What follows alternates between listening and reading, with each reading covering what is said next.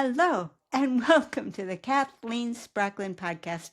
I am a woman on a mission to help you get the Zettelkasten of your dreams on your work table beside you. Well, today I have a fun little topic, which is what do you do when a card comes into your system and it almost feels like it was dropped by a drone and you don't have any good place to put it. It's an interesting opportunity to talk about different solutions for this type of a problem, because there's basically two main ways that we've approached it in the past, and that is to talk about, well, if you have categories set up, then you simply, if you have no other card that the card wants to connect to, then you can always go to your categories list and look down the list and say, I found a pigeonhole hole for it in my categories.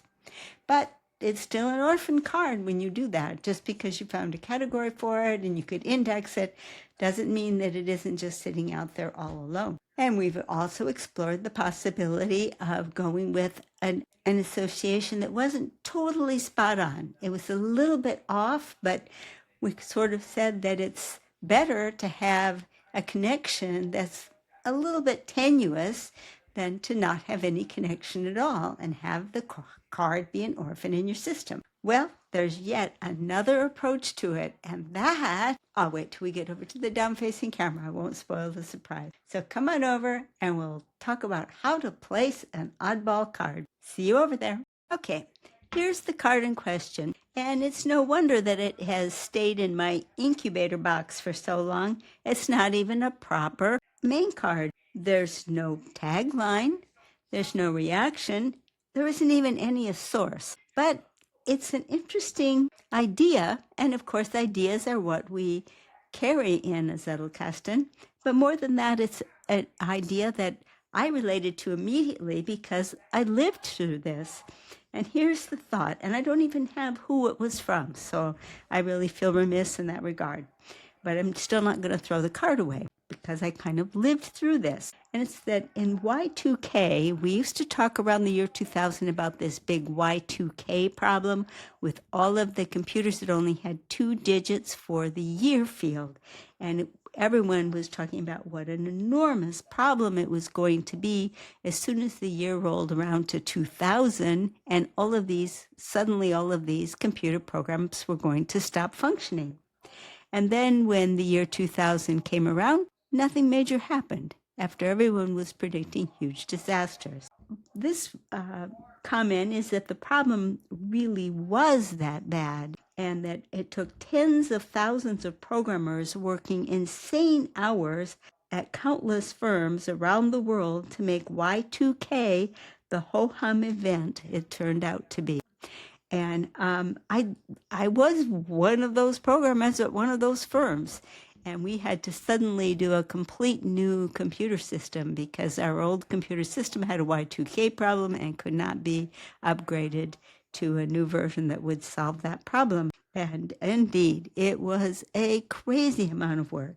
So I captured this thought, but now the challenge is, how do I actually make it a main card? So in order to do that, the first thing I need to do is supply my reaction. Okay, I supplied my reaction in black ink, since this one was in whatever pen I happened to have available when I copied down that remark.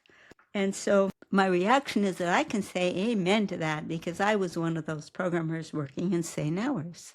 Okay, so now I've got a thought and a reaction. I still need my tagline.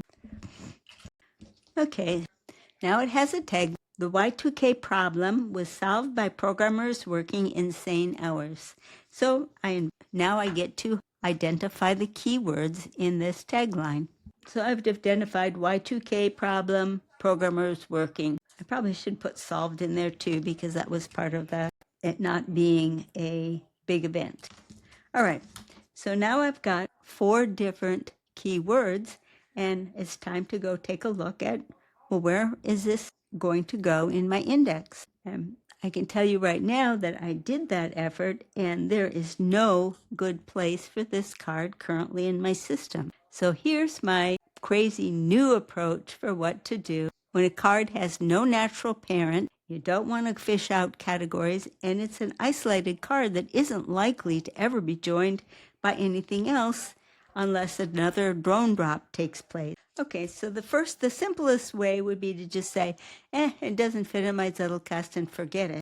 But it's too good to lose. I don't want to forget it. The second thing you could do is you could find a category for it, categorize it, and forget it. Well, that's another way of just losing it, basically. You could force a match just based on finding some word that fit, and that's not a terrible solution. It's better than dumping it off all by itself. But yet there's one other approach. If there's no conversation that this card naturally slips into, consider adding it to the conversation that it most profitably disrupts. Because if you think about it, sometimes some of the most exciting conversations are ones where a mix of ideas show up, and yet the participants are courteous to one another. Now, we're going to insist on courtesy amongst the cards in our own Zettelkasten. So how could this tagline profitably disrupt something that's already in my system? Okay, and here's the conversation that the new card ended up joining, where we already have a card that's moderation is attention to balance in one's life, and that the vitality, relationship, and value circles must balance. But the Y2K problem was solved by programmers working insane hours. See how that functions? Okay, so now I hope you can see the value of having a connection. If you don't have a smooth connection and you don't even have a tangential connection, why not go for a disruptive connection? Cards that connect and form conversations are enormously more powerful in your Zettelkasten than any cards that are isolated. And that's one of the main reasons why I've gone away from any kind of a categorical system and gone totally to relationships between cards. Talk to you later. Bye-bye.